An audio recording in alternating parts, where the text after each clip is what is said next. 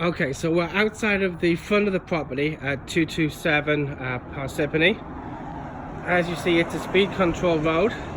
We're not a bad distance from the front of the property. My only concern with this would be the amount of water that's standing on the front of the property right now. This gravel driveway is quite moist. You'd have to do some work to push the water back out to the street and do some drainage work. But at the front of the house, so this structure here is the old part of the house. So as we walk in, you'll see exactly where the old and new part came in. So it's quite a narrow start. This is what would have been a bathroom, and then I'm assuming dining area, kitchen.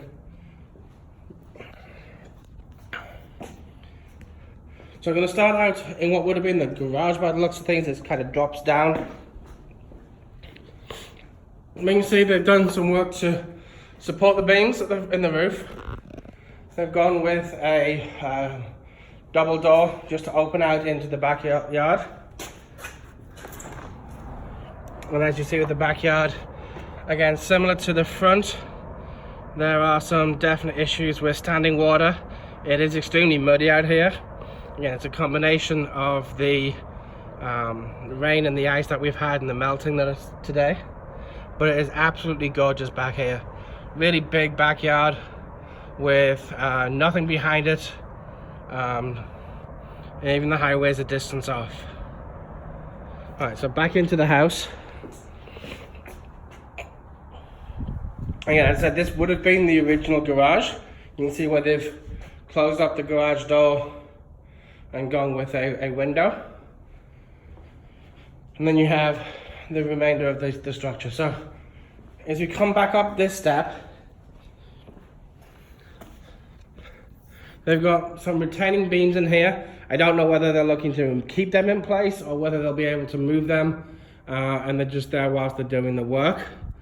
Obviously an engineer or contractor would be able to tell you that, but they've closed up some windows, put in a new one, and really tried to maximize what they've got with this space.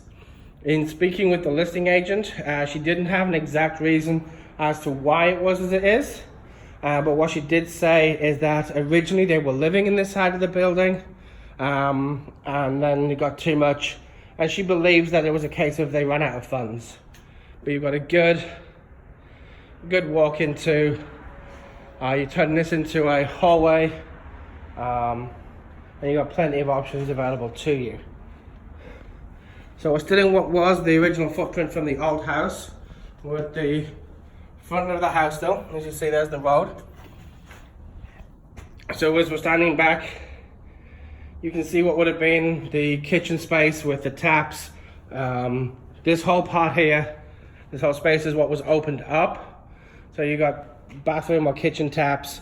You got what would have been a kitchen window right here, and then you have all your gas lines and things like that, which then opens out into what is the new part of the house.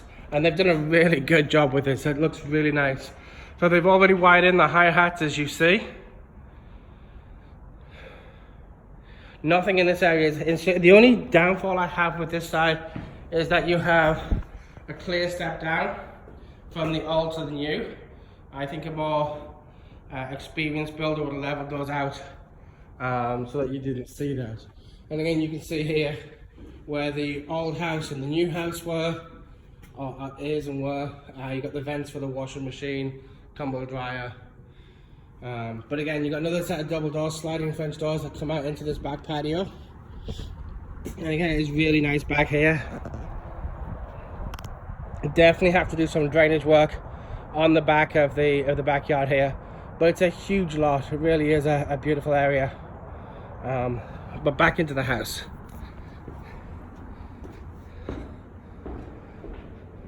Okay, so from what would probably become, looking at the way it's being wired out, my gut's telling me this would probably be a kitchen area or dining space.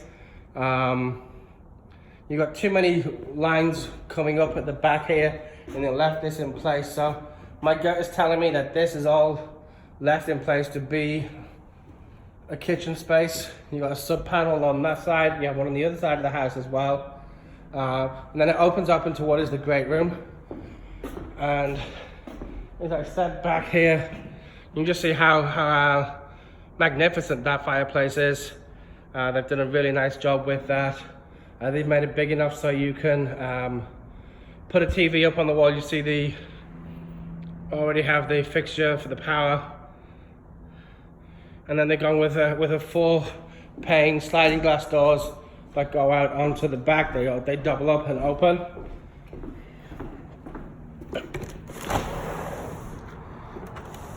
And it opens up onto what will undeniably be a deck, which will probably come out to the back of this house and give you a really nice big entertaining space that's away from some of the more moist and muddy area of the property. Again, with this fireplace, it doesn't chimney out, so as I show you up, you can see there's no chimney in place, and from a structural point of view it's unlikely that they'd put one in. So this is probably going to be an ornate fireplace that maybe you have an electric or gas fire that comes in here, something ornate and big, but it's quite impressive either way. And then we sweep round. In the corner here you have what will become a half bathroom leading to the steps down to the basement. But for the time being, I'm going to take you upstairs and show you the master suite.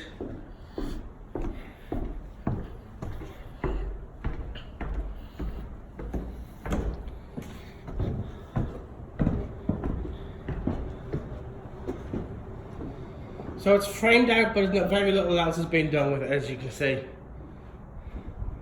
I'm assuming from the wiring hookups here that this is going to be a closeted off area for the laundry. Otherwise, I don't know why they'd have the pipes coming out for the water the way they do. I'm assuming walk-in closet. I'm assuming this whole level is designed as the master suite because here you have the bedroom area, the bathroom area rather. Nice large double shower with the seat, and obviously you've got the convenience. And then you have the bathroom area with a somewhat smaller closet built in. I don't know whether I'd keep that or not, but that's what they have right now. The bedroom itself is quite small, especially if it's been designed as the master bedroom. But it has plenty of natural light coming into it, like at the side of the house here, at the front. And then even though there's absolutely zero visibility outside, apart from the roof, it does get a lot of light in through the day. And one of the really nice features about this one is the rooftop deck. As you see, they've pillared it out so that they can finish the deck. Never got around to doing that before, assumingly they ran out of funds. But with so much privacy back here, this is just an oasis for whoever buys this house next. So you see from the tire marks and things like that, there's definitely drainage issues at the back here, but I don't imagine them being too hard to overcome. As far as the basement is concerned, it covers the footprint of the new house, not so much the old. There's no light, no electric in the building, so I can't show you anything with any real detail down there.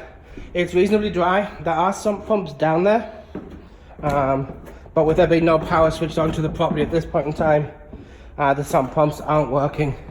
But given how wet the ground is, the remainder of the property in the basement is reasonably dry. So that's what we have for now. And so as we walk back out towards the entrance, I'm just closing up. Before I do that though, they do have this inordinate space for a garage.